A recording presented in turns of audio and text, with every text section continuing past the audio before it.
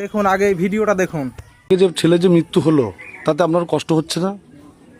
আমার কষ্ট, মার তো কষ্ট হবে, আমি সে কষ্ট দরকার নেই। ও যা কর্ম করেছে তাতেই গেছে আমার শান্তি। মানে ও যে নাবালিকার সঙ্গে যে হ্যাঁ। অত্যাচার করেছে, যা করেছে তাতেই ওর মৃত্যু হয়ে গেছে, ভালোই হয়েছে।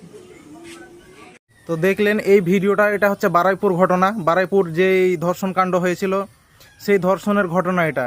যে ধর্ষককারীর মায়ের কথা এটা, ধর্ষককারীর মা, সে বলছে আমার ছেলে যে পাপ করেছে সে পাপের সাজা পেয়েছে। তাকে যে পুলিশ এনকাউন্টার করেছে, মানে তার কত বড় সাহস। আগে তার ঘটনাটা আগে বলি শোনো। হয়তো যারা যারা জানো না তাদেরকে বলছি।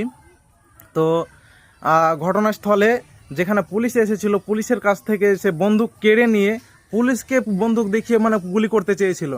পুলিশ বাধ্য হয়ে তাকে এনকাউন্টার করতে বাধ্য হয়েছে এবং সেই এনকাউন্টারে সে মারা যায়। তার মায়ের কাছে দেখুন একজন সাংবাদিক গিয়ে খবর নিয়ে গেছে যে আপনার ছেলে যে মৃত্যুবরণ করেছে, আপনার ছেলে যে মরে গেছে, তাতে আপনার কি মানে দুঃখ হয়? সে মা বলল যে দেখুন, মা হিসাবে তো আমার দুঃখ হবেই, কারণ আমার ছেলে মারা গেছে।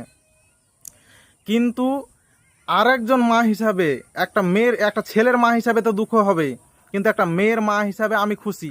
কারণ যে মেয়েটাকে সে মেরেছে এবং সেই মেয়েটার মানে সঠিক প্রাপ্য সাজা পেয়েছে। সে তাকে এনকাউন্টার করেছে এবং তার এনকাউন্টার করার পরে যে মানে সে মারা গেছে, সে তার মা বলছে আমি তার লাশও দেখতে চাই না, ওনার লাশও আমরা নিয়ে আসবো না, ওর লাশও আমরা দেখবো না।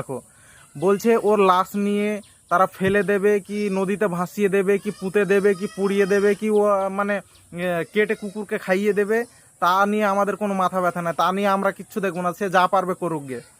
তার একটা মেয়ের সাথে যে অন্যায় করেছে, সেই অন্যায়কে আমরা কোনোদিন মানে আশ্রয় দেব না।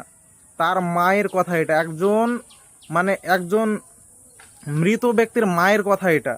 আমি চাই যে এমন মা প্রতিটি ঘরে ঘরে থাকুক, এইরকম মা যেন প্রতিটি ঘরে ঘরে থাকে, কিন্তু এরকম সন্তান না।